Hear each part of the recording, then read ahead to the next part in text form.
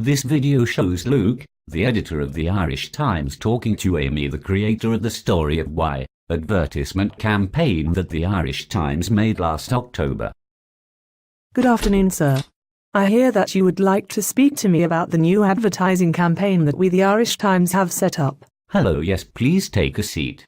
Recently, the Story of Why television advertisement that you created was premiered on TV and in cinemas. It has so far been a success and I am very impressed. Congratulations. I have asked you in today to find out and discuss your inspiration for this advertisement. Thank you. Recently I have been reading articles that discuss the information society, as it is a term that seems to have caught the attention of our readers. Oh yes, I have heard about that too. However, I was unsure of what the term information society actually was. It seemed to me that when I read anything about it, there were many terms associated with it and that confused me a bit. But before you give your explanation of it, I would like to discuss the Story of Why advertisement. Well, as you may have seen, technology is an aspect of the information society. So I thought the idea of a journalist or the audience searching for the why. I see, but I don't know how the audience would identify that as technology. If you see what I mean. I do see what you mean, but that is why the ending of the ad is so crucial to the understanding of how technology plays a huge role in the information society. Initially I struggled with how to end the advertisement. However, as it is our biggest advertising campaign to date, I decided it should go out with a bang. I liked the idea of a character starting and ending the advertisement at his desk. This shows the readers that the question of why can be answered so quickly these days with the help of technology. For example, most people can use the internet in less than a minute if they need to, as they usually have a smartphone with internet or a tablet with internet at their fingertips. Yes, that is true. But is really technology the main aspect of the information society? I think I have to disagree with you there. I believe that information is a commodity, which means that it has more economic value in society. This, I feel, is equally as important as technology. Sorry, sir. I never meant to mislead you by saying one aspect of the information society is more important than the other. Just the fact that technology for me seems to be an important aspect. I think you're getting a bit carried away there. The economic side of the information society is constantly in the media, even though you are not aware of its significance. The most obvious example is, of course, our newspaper, the Irish Times. We publish information to the Society of Ireland on a daily basis for an economic benefit. Another example that I have learned regarding the economic side of the information society is the debate between ownership and use. This is the idea that a car, for example, may be driven by quite a number of drivers, but yet in the official paperwork there can only be one owner. Even if that owner is married, the spouse does share the car rights legally. There is also discussion about intellectual property rights such as copyright and patents. It seems to me, sir, that you know more about this than I do. I think the fact that social media has really impacted our society is interesting. Even in this company, the effect that social media has had on us has been vast. The amount of money that newspapers like us have lost due to internet is shocking. We had to expand our social media networking to websites such as Twitter and Facebook to make sure our presence is known. You don't need to remind me about the problems that we have had of late with the readership levels going down. Sorry, I was trying to explain the other aspects of the information society to you. It's fine. Please continue. As a result of both technology and social media, the idea of what exactly is the meaning of reality in this age of technology is harder to define. It is more difficult to characterize the meaning of technology. When I was younger, I used to play the Sony PlayStation 1, in which the graphics were not very impressive.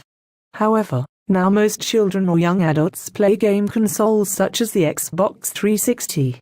The HD definition of these games makes everything that happens on the screen more realistic and addictive. It's no wonder that the children of today are so caught up in their games that their behavior can get more aggressive if the game they have been playing is violent. Yes, I have also noticed this kind of behavior with my children, as recently they were watching an American program on the Disney Channel and they started to talk to me and their mother with an attitude.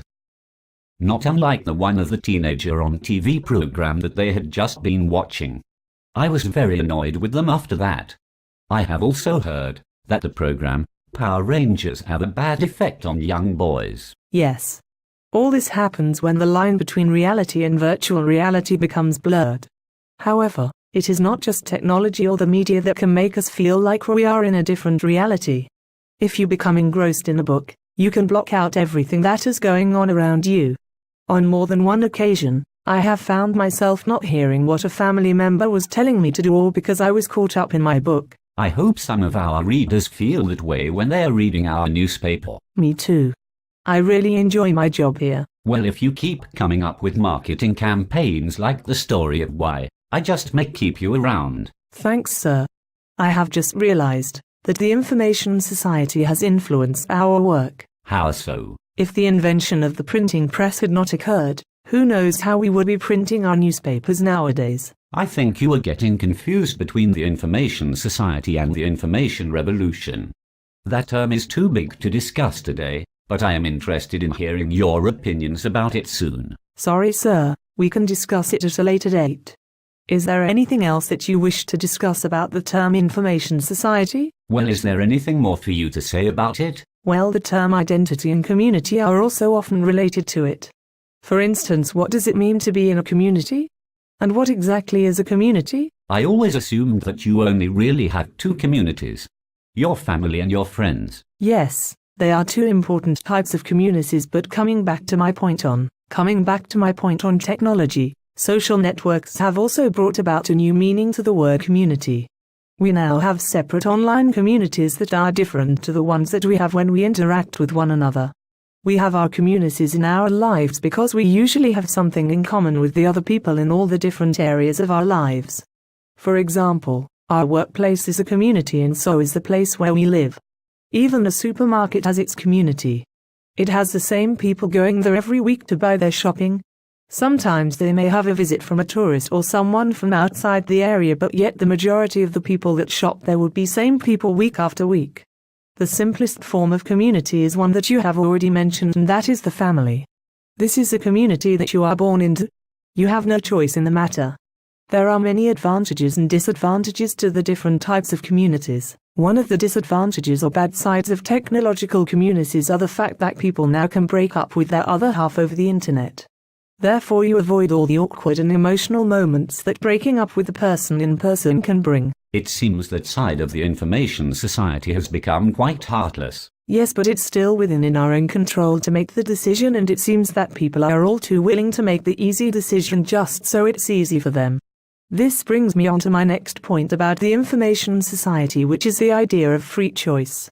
The choices that each of us make show our individual influence in society. There are two debates on the idea of free choice in society. Ideally, we are all free to make our own choices, but realistically we do make similar choices based on our friends and peers. Everyone wears similar clothing to work based on what is acceptable in the given society. It is the same for young adults. They wear similar clothing to each other because it is what is classed as cool or in fashion. This makes me wonder if we really do make our own choices, or are we just choosing it to fit in with our society? That is quite a powerful argument that you have made there.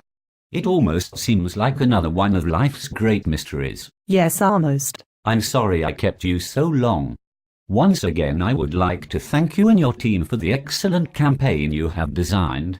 I know we went off in a tangent today when we were discussing the information society, but as a journalist and an editor, it's best I keep myself updated with these new terms. It's no problem, sir. Thanks for letting me explain the campaign and the information society.